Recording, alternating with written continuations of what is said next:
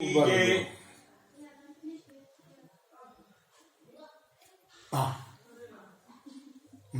श्री वल्लभाधीश की जय, श्री गुसाई जी परम दयाल की जय, श्याम सुंदर श्री यमुने महारानी की जय, श्री गोवर्धन नाथ की जय, श्री गिरिराज प्यारे की जय। आज हम श्री जतिपुरा सो सत्संग का जो प्रकार हुआ सो सत्संग द्वारा हम रजू करते हैं। सुबह 10:30 बजे लगभग हम जतिपुरा आए और स्नान विधि करके 12 बजे श्री गिरिराज जी की सन्मुख भये। श्री गिरिराज जी में आज ठीक ठाक भीड़ भाड़ थी, मगर प्रसन्नता सो आप विराजमान है। वहां बहुत वैष्णव लोग आपको दूध धारा से स्नान कराते थे, पान कराते थे, भोग धरे थे और उनका आनंद लेकर सब वैष्णव को ग्रुप को याद किया और जितने वैष्णव हमारे जुड़े हैं इस सबको याद करके हमने दर्शन किया। फिर वहां से हम करीब 1 बजे श्याम कुटीर, जहां ग्वाल पोखरा के सामने रत्न सिंहासन विराजमान है, वहां बहुत सुंदर सुशोभित वन है। सारस्वत कल्प में वो वन का नाम है कुसुम वन। कुसुम सरोवर की बगल में ये स्थल पड़ता है। कुसुम वन में सारस्वत कल्प में एक वनरानी सखी की निकुंज थी और बहुत समय ठाकुर जी वहां वन में पधारते, गौचारण लीला के भाव सु ग्वाल बाल सहित सब सखा वृंद संग में रहते। वहां की जो वनरानी थी उनके हृदय में एक भाव था कि श्याम सुंदर कब मेरी कुंज में पधारे। उनके लिए उनका चित्त बस वही भावना में डूबा रहता। फूल की सुंदर कुंज बना के तैयार रखती, अनेक प्रकार की सामग्री सिद्ध करके रखती। आज श्याम पधारेंगे, कल पधारेंगे।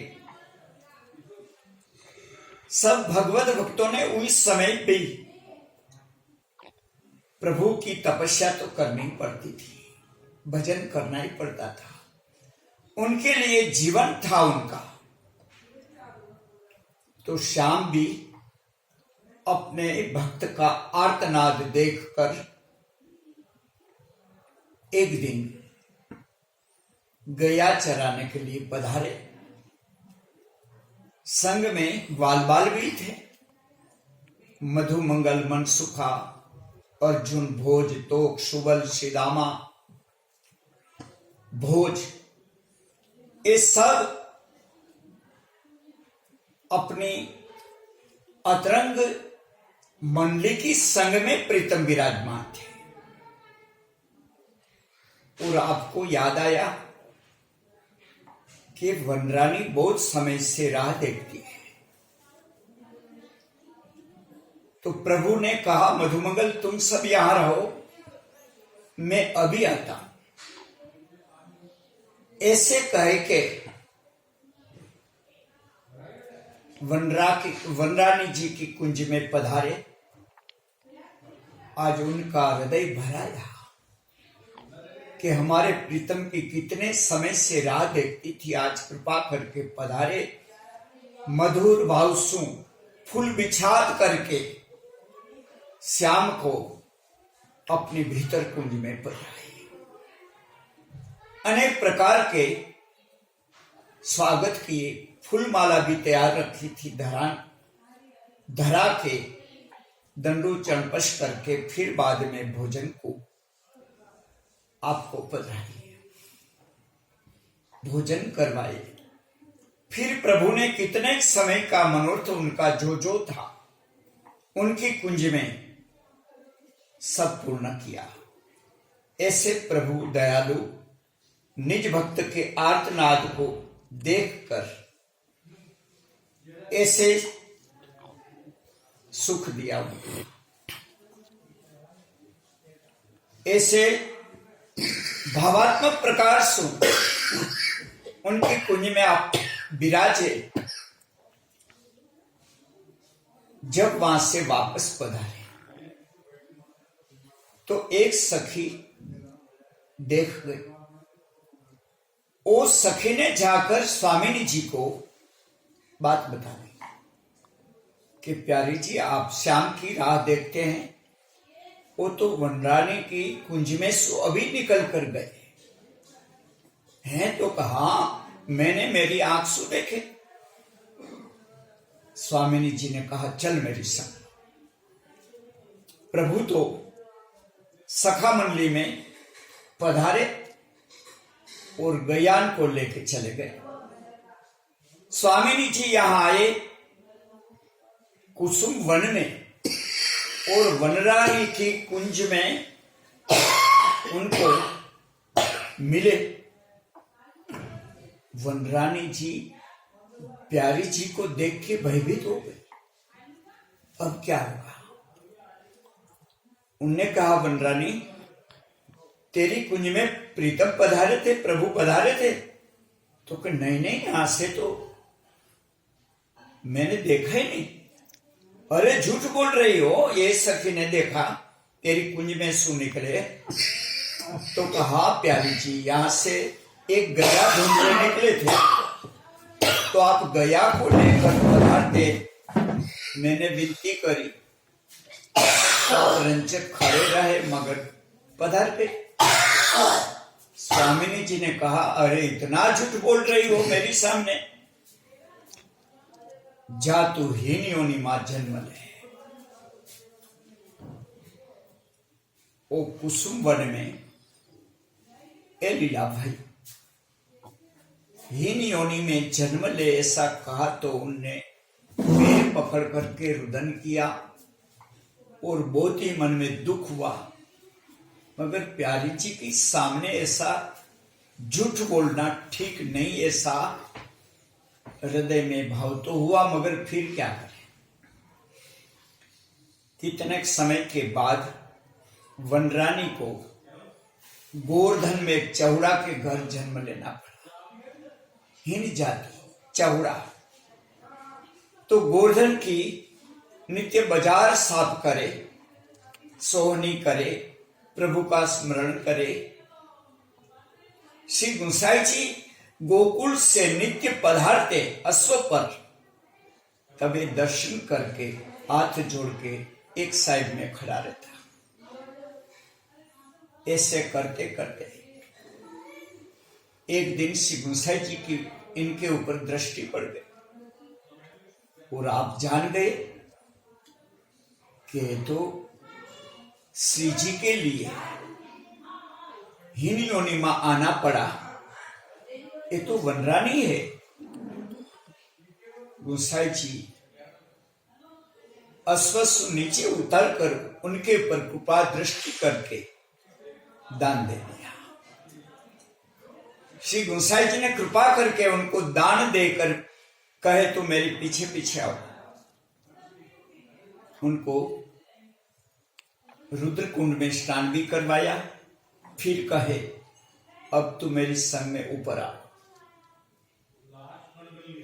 तो भीतर ले गए और दर्शन कराने के लिए श्री जी को कहा कि बाबा वनरानी आई है। अरे कौन वनरानी? तो कृपानाथ आपके संग सुख, उनकी कुंज में आप पधारे, बहुत सुख दिया, मगर स्वामिनी जी ने उनको हीन योनि में जाने का जो वचन दिया, तो आज हीन योनि में आकर वो जुड़ रही है, तो कृपा करके उनको आप दर्शन कराइए। श्री गुंसाई जी ने जापटिया जी सो, चौकीदार सो कह दिया कि सबसे पहले चौड़ा जी को दर्शन कराए, बाद में द्वार खोले। तो वैसे ही चौड़ा जी को श्रीनाथ जी हास्य करते करते दर्शन देने लगे। चौड़ा जी का तो भाग्य खुल गया। श्री गुंसाई जी और निकुंज नायक एक स्वरूप है, ऐसी कृपा कर दी। तो चौड़ा जी को श्रीनाथ जी प्रसन्नता से दर्शन दे दे और एक लाडू बंटा जी में से उनको प्रसाद भी दे दे। इस प्रकार से ये नित्य दर्शन को आवे, उनका भाग्यमान है। एक दिन ऐसा हुआ, आने में थोड़ी देर हो गई, यहां दर्शन खुल गए, सब दर्शन करवे लगे, मगर उनने सोचा कि भीड़ में नहीं जाना चाहिए मौको में, चौड़ा जी में जन्म है तो वैष्णव के बीच में जाना ठीक नहीं। मगर जितने वैष्णव वहां से दर्शन करके आवे, उनका दर्शन करे। दर्शन नहीं हुआ। श्रीनाथ जी भी उनको ढूंढते थे कि आज वनरानी नहीं आई। तो इस प्रकार से वनरानी नहीं आई, मगर मंदिर के पीछे के भाग में बैठ गए। उनको भी विरह हुआ कि मेरे प्रभु का दर्शन मोकुल नहीं हुआ, मैं खान पान नहीं करूंगी। वैसे मंदिर के पीछे बैठ गए, यह राजभोग अनवसर हो गए।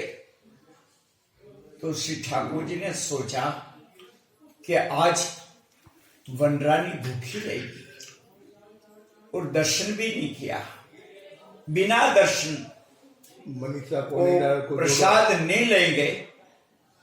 तो श्रीनाथ जी ने अपनी बंसी से एक दीवार में बाकुरा करके वहां से आवाज किया, वनरानी तू भी वहां से नीचे नम कर मेरा दर्शन कर ले गवाखाने से, और मैं तो को एक लाडू देता।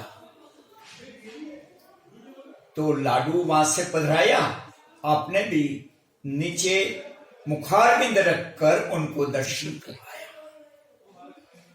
तो ये सब प्रकार 252 वार्ता जी में चौड़ा जी की वार्ता जी आवे हैं। तो एक कुसुम वन की वनरानी थी। यही वन में एक श्याम कुटीर है, वहां रत्न कुंड है, रत्न सिंहासन है, ठाकुर जी के चरणारविंद है, और श्री अनेक गिरिराज जी के स्वरूप भी विराजमान है, और रमणीय स्थान है। तो हम वहां 1 बजे करीब 1:30 बजे पहुंचे टेम्पू लेकर। वहां थोड़ी सी गैया है और वहां कोई वैष्णव जाते आते कम है, मगर स्थान बहुत अच्छा है। रत्न जड़ित सिंहासन पे युगल स्वरूप विराज कर वहां लीला करी है। सब सखी वृंद भी पधारे हैं। तो वहीं एक योगेश भाई करके वैष्णव है और वहां संभालते हैं, उनकी सेवा करते हैं, वहीं रहते हैं। संत भक्त समान उनकी स्थिति है, अकेला रहता है। और वहां थोड़ा सा गायन के लिए खोड़, चून, हरी घास एक टेम्पू भर के लेके हम गए। वहां गयान का चारा के लिए उनने कहा था। तो कालू भाई वगैरह, राजेश कुमार, दीपक कुमार संग में गए थे। तो ऐसे वहां लगभग 1 घंटा हम रहे। थोड़ा प्रसंग हुआ। रत्न जड़ित सिंहासन में आज भी युगल स्वरूप का दर्शन भाव वाले को होता। और वहां सुंदर जगह जो आप जाओ न, कभी आओ तो ब्रज में वहां जरूर जाना। जो श्याम कुटीर कहलाता है, बहुत कम वैष्णव को मालूम होता है। तो भी हम तो जब आवे तब वहां जाते हैं। बाल पोखरा के सामने बरोबर अंदर भीतर जंगल में रास्ता है। अभी जंगल हो गया, पहले वन था, क्योंकि बम्बोर बहुत है वहां रास्ता में। तो वहां ज्यादा सबको मालूम नहीं है जगह का, मगर ढूंढना पड़ता। तो वहां भी अच्छा आनंद आया। वहां हम 1 घंटा बैठकर थोड़ा प्रसंग करके वहां से चले और वापिस हम जतिपुरा मुकाम पे आए। फिर एक भगवती ने आमंत्रण दिया था, तो दर्शन श्रृंगार का करके और दंडवती शिला के भी दर्शन किए, श्रृंगार का आरती की। भीड़ भाड़ थी वहां। पूजनी शिला महाप्रभु जी की सन्मुख महाप्रभु जी के दर्शन किए, गोसाई जी के दर्शन किए। फिर बाद में गिरिराज जी के ऊपर जो मंदिर विराजमान है श्री जी का, वहीं भी नमन किया, दंडोत किया। महाप्रभु जी का भी तुलसी क्यारा जो है गिरिराज जी की दंडोती शिला के पीछे, वहां भी दंडोत किया।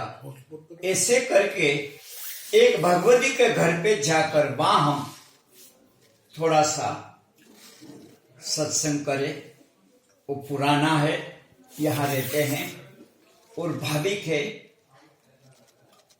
उनके घर पे लगभग 1 घंटा एक गोवर्धन दास जी भी वहां है और अच्छे ब्रजवास करके उनने जीवन सुंदर सिद्ध किया है। तो ऐसे कितने भगवत भक्त के अनुभूति में हम आए गए। तो आज का दिन हमारा भगवत नाम सु और जुड़े हुए सब आपको याद करके हम ऐसे मुकाम श्री बालकृष्ण भवन में किया है, गिरिराज जी की तड़ेटी में। और अभी यहां ही बैठकर हमने सत्संग का थोड़ा सा पान करके आज के दिन का आयोजन किया। तो बात वही है कि ब्रज में तो थोड़ा समय लेके आवे और ऐसे ओरिजिनल रसात्मक स्थल है जो उनका पान कर सके, उनका दर्शन कर सके, उनके भाव भावना विचार कर सके। संगति अच्छी हो, भाविक हो, उनके संग में जो आवे तो ये जीवन हमारा सफल हो सके। मगर यहाँ तो बहुत प्रकार की समृद्धि, भाव की, लीला की, आदि देविक समृद्धि भरी है।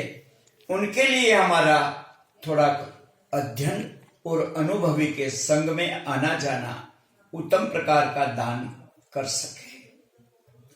गिरिराज जी के भीतर का अनेक प्रकार रहस्य भरे हैं, अनेक कुंड का प्रकार है रहस्य भरे, अनेक सरोवर का प्रकार है रहस्य भरे।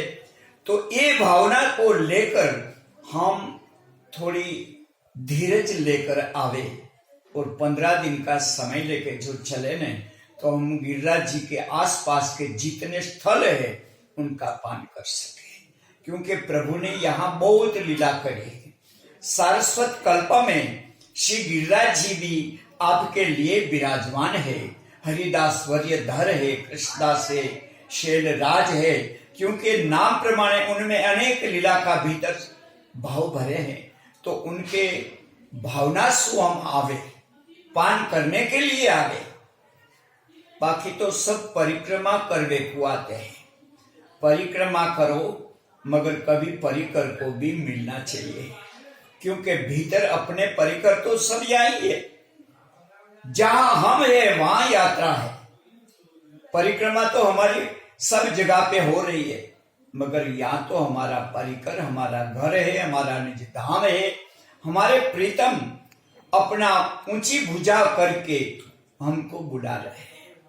ये प्रकार यहाँ गिरिराज जी का है। आज तक देखो श्रीनाथ जी, श्री निकुंज नायक अपनी भुजा ऊपर करके अपने निज भक्तन को बुला रहे, दृष्टि नीची रखकर खड़े हैं, क्योंकि उनको ऐसी भावना है कि मेरा होगा, मेरे चरण में आएंगे, उनको ही मैं दृष्टि दान करूंगा, अपनाऊंगा और भजनानंद का दान भी करूंगा। तो श्रीनाथ जी ऐसे आज तक श्रीनाथ जी भक्त के लिए थके नहीं है। जो प्रभु इतना यत्न करते हैं, इतनी इंतजारी भक्त की कर रहे हैं, तो भक्त को क्या करना चाहिए? ऐसी भावना विचार कर निकुंज नायक को सदाई ब्रज में अखंड लीला है। यहाँ तो नित्य नौतम श्रुति न पामे पार, ऐसी लीला का वर्णन गोपाल दास जी ने भी किया है। तो वैष्णव, ये समृद्धि जो देखना है, अनुभव करना है, तो थोड़ा समय व्यतीत करो। कदाचित आप ऐसा समझो कि आपको समय नहीं है, तो जब समय मिले तभी आओ, मगर शांति से आओ, धीरज रख कर आओ, और जगत को दिखाने के लिए मत आओ। कुछ मन मिलापी को लेके आओ, और ये अद्भुत अलौकिक दिव्य रसपान एक बार कर लो ने, जीवन भर चलेगा, ऐसा नशा आ जाएगा। तो कल हम यहां से मथुरा होकर श्रीमद गोकुल चलेंगे, और श्रीमद गोकुल में अद्भुत लीला का प्रकार बाल लीला और भाव लीला, मान लीला, किशोर लीला, सर्व लीला करी है। तो वहां भी ठकुरानी घाट पर श्री यमुना जी की सम्मुख में बैठकर आप सबको याद करेंगे, और वहां का प्रसंग वहीं लेंगे, तभी क्लिप करेंगे, आप सबको सुनाएंगे। तो हमारा जीवन सार्थक तो तब होगा कि बस वो ब्रज में जब आवे तो ब्रज लीला का भाव का पान करे, उनका वर्णन करे, उनका अलौकिक भाव में कुछ भगवदियों की समृद्धि रखे।